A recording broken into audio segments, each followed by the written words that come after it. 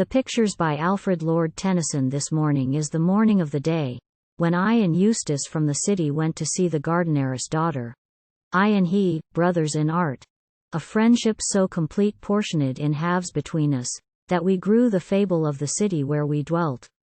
My Eustace might have sat for Hercules, so muscular he spread, so broad a breast. He, by some law, that holds in love, and draws the greater to the lesser, long desired a certain miracle of symmetry, a miniature of loveliness, all grace summed up and closed in little. óJuliet, she so light of foot, so light of spiritóoh, she to me myself, for some 3 careless moons, the summer pilot of an empty heart unto the shores of nothing. Know you not such touches are but embassies of love, to tamper with the feelings, ere he found empire for life? But Eustace painted her, and said to me, she sitting with us then, "When will you paint like this?" I replied, my words were half in earnest, half in jest. Ditty's not your work, but Love's. Love, unperceived, a more ideal artist he than all, came, drew your pencil from you, made those eyes darker than darkest pansies, and that hair more black than ashbuds in the front of March. I and Juliet answered laughing, "Go and see the Gardenerís Daughter. Trust me, after that, you scarce can fail to match his masterpiece." And up we rose, and on the spur we went. Not wholly in the busy world, nor quite beyond it, blooms the garden that I love. News from the humming city comes to it in sound of funeral or of marriage bells, and, sitting muffled in dark leaves, you hear the windy clanging of the minster clock. Although between it and the garden lies a league of grass, washed by a slow broad stream, that, stirred with languid pulses of the oar, waves all its lazy lilies, and creeps on, barge laden, to 3 arches of a bridge crowned with the minster towers. The fields between are dewy fresh, browsed by deep uttered kine, and all about the large lime feathers low, the lime a summer home of murmurous wings. In that still place she, hoarded in herself, grew, seldom seen. Not less among us lived her fame from lip to lip. Who had not heard of Rose, the Gardenerís Daughter? Where was he, so blunt in memory, so old at heart, at such a distance from his youth in grief, that, having seen, forgot? The common mouth, so gross to express delight, in praise of her grew oratory. Such a lord as love, and beauty such a mistress of the world. And if I said that fancy, led by love, would play with flying forms and images, yet this is also true, that, long before I looked upon her, when I heard her name my heart was like a prophet to my heart, and told me I should love. A crowd of hopes, that sought to sow themselves like winged seeds, born out of everything I heard and saw, fluttered about my senses and my soul. And vague desires, like fitful blasts of balm to one that travels quickly, made the air of life delicious, and all kinds of thought, that verged upon them, sweeter than the dream dreamed by a happy man, when the dark east, unseen, is brightening to his bridal morn. And sure this orbit of the memory folds forever in itself the day we went to see her.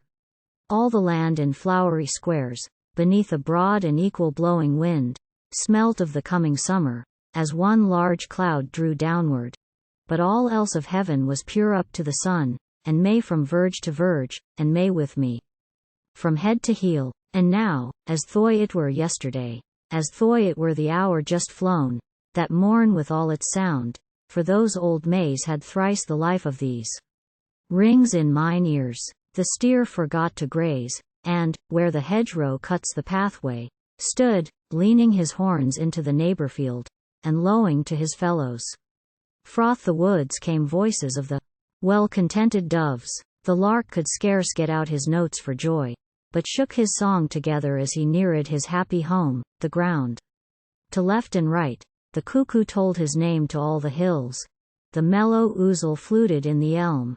The redcap whistled, and the nightingale sang loud, as though he were the bird of day. And Eustace turned, and smiling said to me, "Dear, how the bushes echo! By my life, these birds have joyful thoughts. Think you they sing like poets, from the vanity of song?" Or have they any sense of why they sing? And would they praise the heavens for what they have? I made answer, "Dwere there nothing else for which to praise the heavens but only love, that only love were cause enough for praise." I lightly he laughed, as one that read my thought, and on we went. But ere an hour had passed, we reached a meadow slanting to the north, down which a well-worn pathway courted us to one green wicket in a privet hedge. This, yielding, gave into a grassy walk through a crowded lilac ambush trimly pruned, and one warm gust, full fed with perfume, blew beyond us, as we entered in the cool. The garden stretches southward. In the midst a cedar spread his dark green layers of shade. The garden glasses glanced, and momently the twinkling laurel scattered silver lights. "Eustace," I said, this wonder keeps the house." He nodded, but a moment afterwards he cried, look. Look." Before he ceased I turned, and, ere a star can wink, beheld her there. For up the porch there grew an eastern rose, that, flowering high, the last night's gale had caught, and blown across the walk. One arm aloft to gowned in pure white, that fitted to the chapeau holding the bush, to fix it back, she stood, a single stream of all her soft brown hair poured on one side. The shadow of the flowers stole all the golden gloss, and, wavering lovingly lower, trembled on her waist. Oh, happy shade, and still went wavering down. But, ere it touched a foot, that might have danced the greensward into greener circles, dipt, and mixed with shadows of the common ground. But the full day dwelt on her brows, and sunned her violet eyes, and all her Hebe bloom, and doubled his own warmth against her lips, and on the bounteous wave of such a breast as never pencil drew. Half light, half shade, she stood, a sight to make an old man young. So rapt, we neared the house, but she, a rose in roses, mingled with her fragrant toil, nor heard us come, nor from her tendance turned into the world without. Till close at hand, and almost ere I knew mine own intent, this murmur broke the stillness of that air which brooded round about her.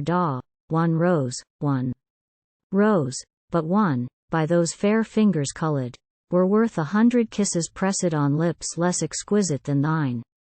She looked, but all suffused with blushes, one either self-possessed nor startled, but betwixt this mood and that, divided in a graceful quietapause, and dropped the branch she held, and turning, wound her looser hair in braid, and stirred her lips for some sweet answer. Though no answer came, nor yet refused the rose, but granted it, and moved away, and left me, statue-like, in act to render thanks. That whole day, saw her no more, although I lingered there till every daisy slept, and love's white star beamed through the thickened cedar in the dusk. So home we went, and all the livelong way with solemn jibe did Eustace banter me. Now, said he, will you climb the top of art?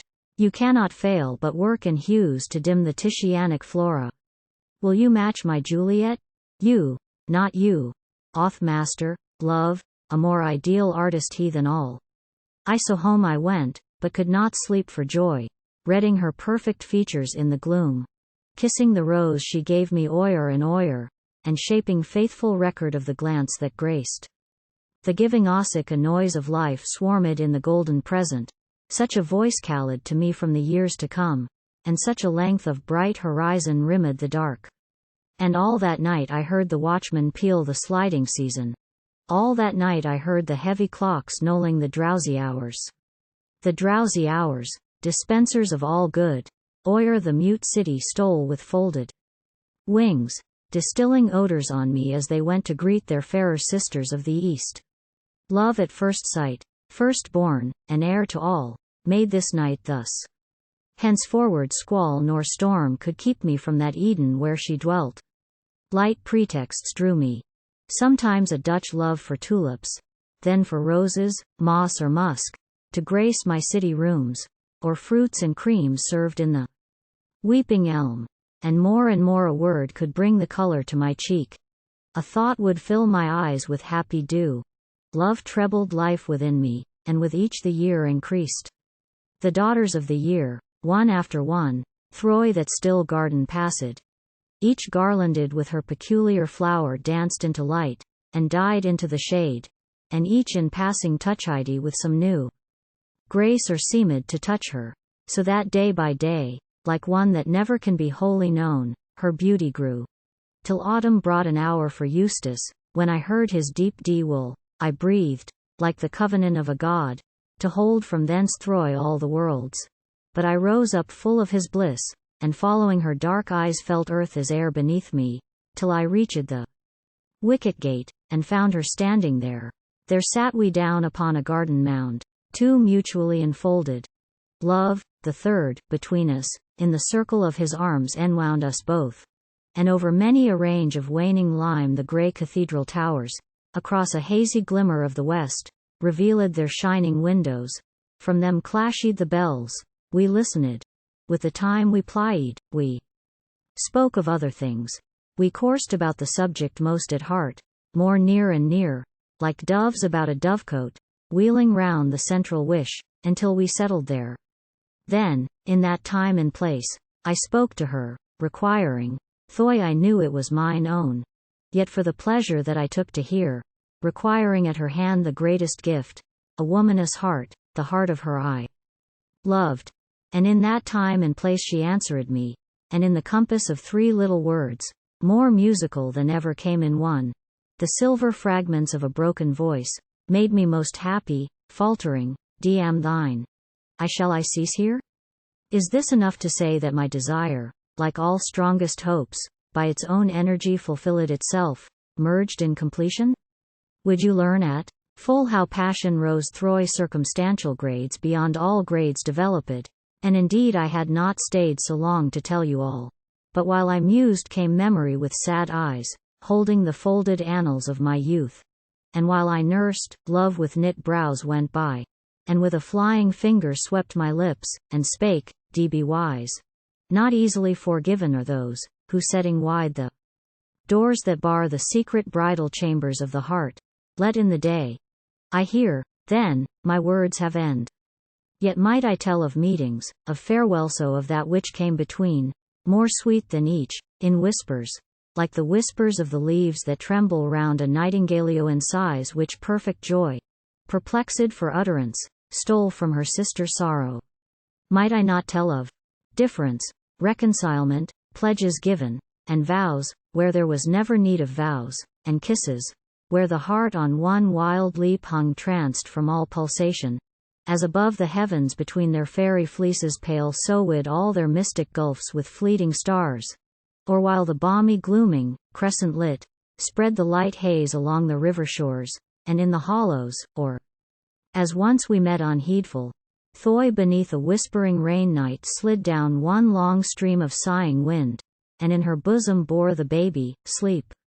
But this whole hour your eyes have been intent on that veiled picture of veiled, for what it holds may not be dwelt on by the common day. This prelude has prepared thee. Raise thy soul.